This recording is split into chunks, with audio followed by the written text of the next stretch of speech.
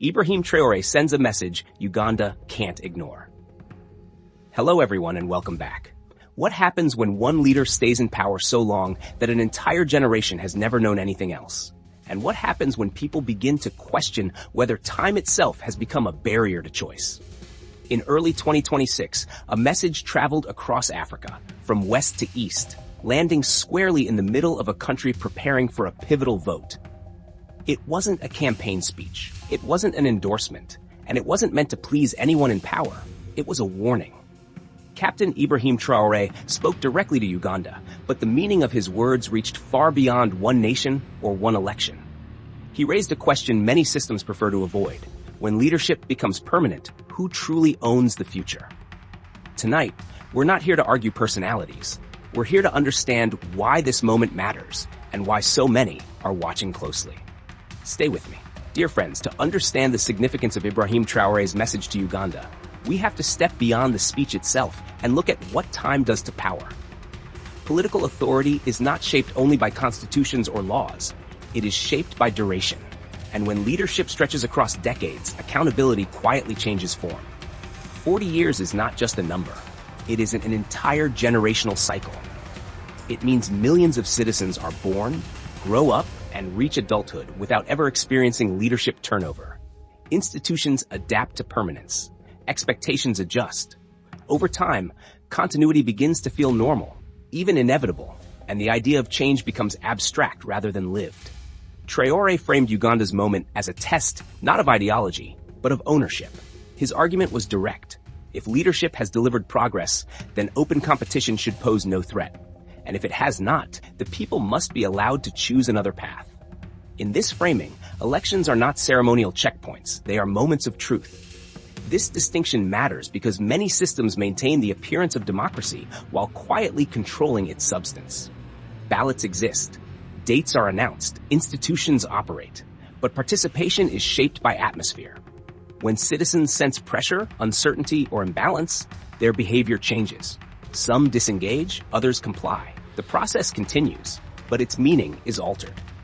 Traoré repeatedly emphasized that elections belong to civilians.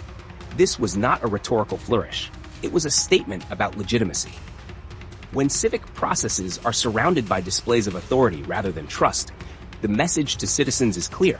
Participation is permitted, but only within boundaries set from above.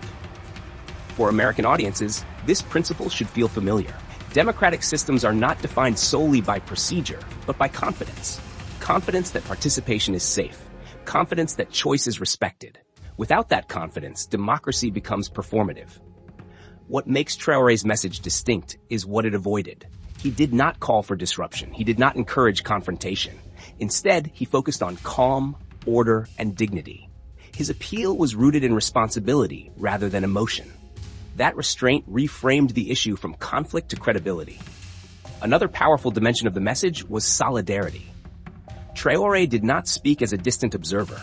He spoke as part of a shared African experience, arguing that political moments in one country echo across borders.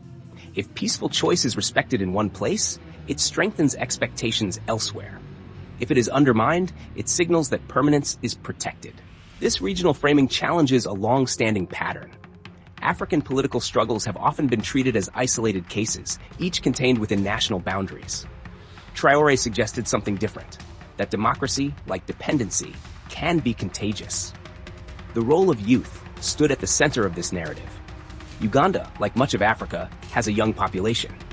These are citizens with the longest future ahead and the greatest stake in decisions made today.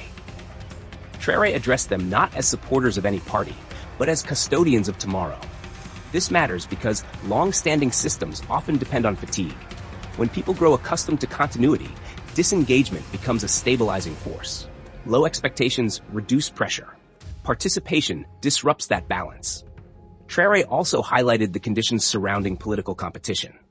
When access is uneven, when rules are applied selectively, competition exists in name only. The presence of institutions does not guarantee fairness if outcomes are shaped before participation begins. His question was pointed. If leadership is confident in its record, why restrict debate? Why manage competition rather than welcome it? confidence, he implied, is demonstrated through openness, not control. International visibility played a strategic role in the message as well. Calls for observers and media attention were not framed as interference, but as transparency. Visibility makes processes harder to manipulate quietly. It introduces accountability beyond domestic narratives. There is an irony here. Global standards are often invoked selectively. Traoré turned that dynamic on its head, arguing that if democracy is a universal value, it should be consistently protected, not conditionally applied. What gives this message weight is its clarity. Traoré did not promise outcomes. He did not claim that change would be easy or painless. Instead, he emphasized responsibility, of leaders to trust citizens, of institutions to respect process, and of people to participate peacefully. For viewers in the United States, this moment invites reflection. It raises questions about how longevity in power is interpreted, how legitimacy is measured, and how often stability is confused with inevitability. Uganda's election, as Traoré framed it, was not about personalities. It was about restoring a principle, that leadership is temporary, conditional, and accountable. That authority is borrowed from the people, not owned by those who hold office. Whether this message alters events on the ground is something only time will reveal. But its importance lies in the fact that it was spoken openly, across borders, and without apology. Once the idea of choice is reasserted, permanence becomes harder to defend. And that is why this moment mattered.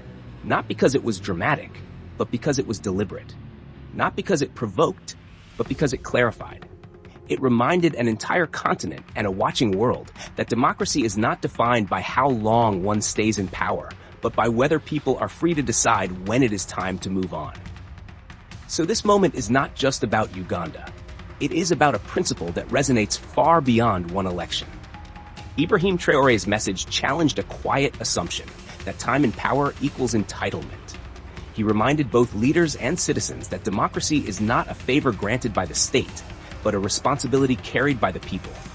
The question now is not who will win, but whether choice itself will be respected. Across Africa and beyond, many are watching to see whether peaceful participation is treated as a strength or a threat.